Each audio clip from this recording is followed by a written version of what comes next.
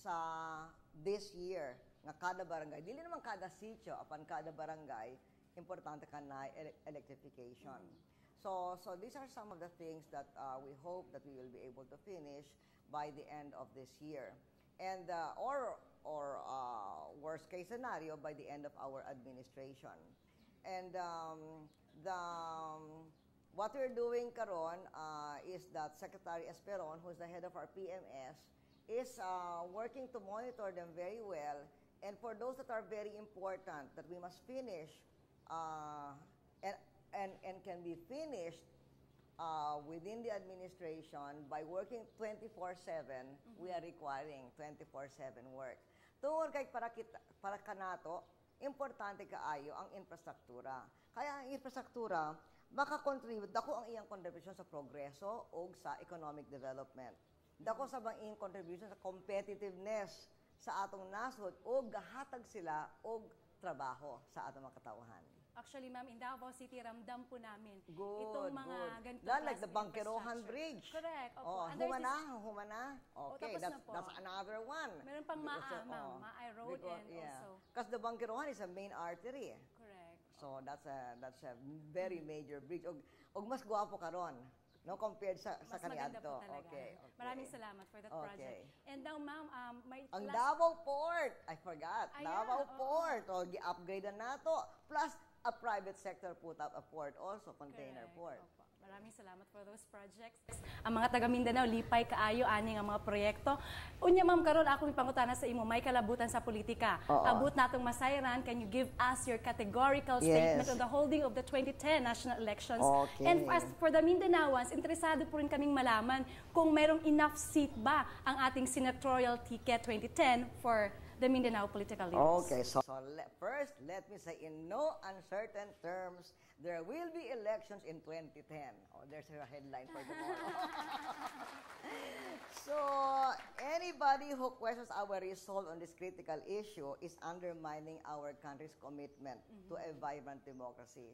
Uga congratulate sab kita, we also congratulate the COMELEC for putting the finishing touches to put in place the automation of next year's polls. So I ask everybody to support the COMELEC in making our first nationwide automated polls a success, because that will give a signal that our democracy is strong and vibrant.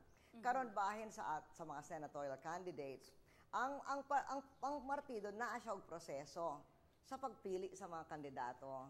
But I will encourage them to give due representation to Mindanao, because after all, this is in keeping with our commitment to ensure the good representation of Mindanao. We acknowledge that there is a need for a strong voice for Mindanaoans, all Mindanaoans, to a strong voice to articulate strongly the aspirations of all Mindanaoans, whether Christians or Muslims, in the Senate. So there you are. That's your headline for tomorrow, I'm sure. Madam President.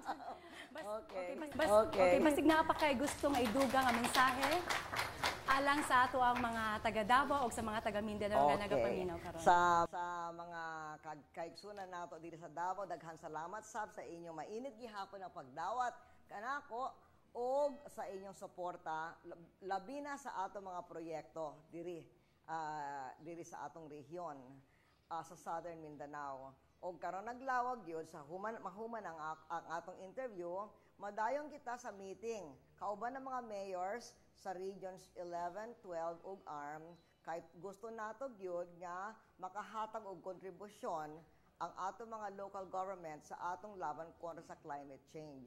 Kay ang climate change it's a very serious matter. It's not a light matter. Kung masaka ang temperature sa kalibutan by 2 degrees, Florida may lose some coastline, but we might lose a nation. And Davao is a coastal area.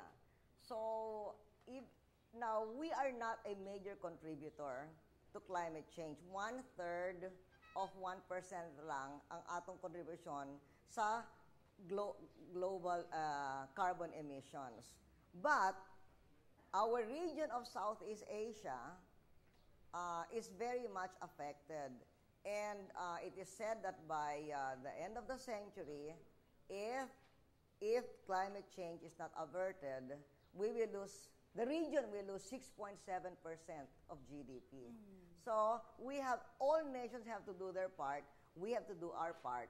O sa atong balaod, sa Solid Waste Management Act, kada barangay, kinahanglan na ay materials recovery facility. The meaning of this is that we must be able to transform our biodegradable garbage into things like compost, like fertilizer, like charcoal briquettes that will also reduce the use of wooden briquettes for our cooking. O kiting materials recovery facility also can transform our non-biodegradable waste like plastic into things like tiles, like plastic tiles, which in fact is used now in Boracay. So it's something that is very aesthetic and very beautiful and attractive.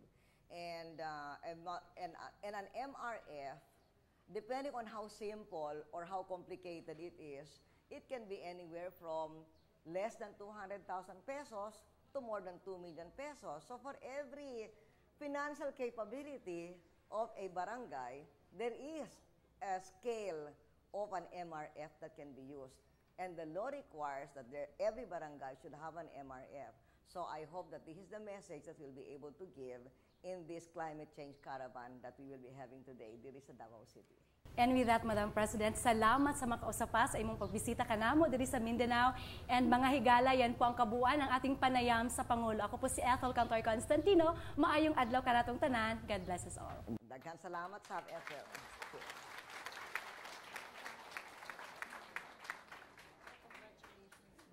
Thank you.